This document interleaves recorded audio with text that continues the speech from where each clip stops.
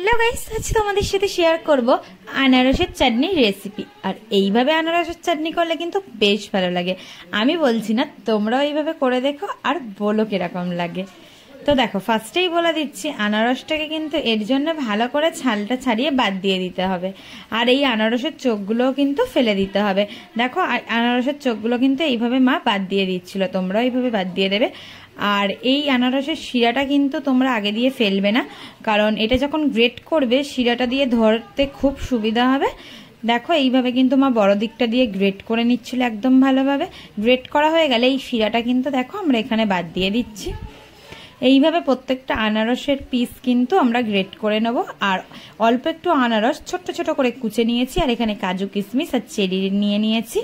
তারপরে আমাদের গ্রেট করা আনারসটা দিয়ে ভালো করে একটু ফুটিয়ে আমাদের কুচে রাখা আনারসটা কিন্তু এখানে দিয়ে দিতে হবে। যেহেতু আনারসটায় প্রচুর অনেক মিষ্টি ছিল, তাই জন্য এখানে বেশি চিনি আমরা কিন্তু দিইনি, অল্প পরিমাণেই মিষ্টি দেব।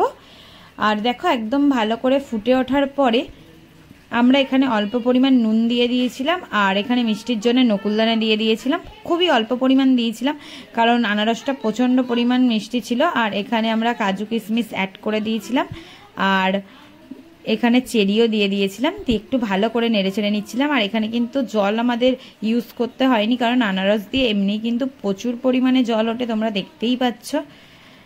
তারপরে দেখো, আমাদের অলমোস্ট রেডি হয়ে গেছে আনারসের চাটনি।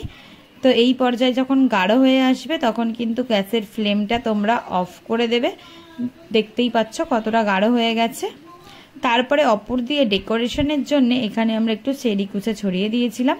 একদম রেডি আনারসের চাটনি। আর এখানে কিন্তু মা পাঁপড় ভেজে নিয়েছিল। আর পাঁপড় ভাজার সাথে আনারসের চাটনি খেতে কার কার ভালো লাগে অবশ্যই কমেন্ট করে জানিও।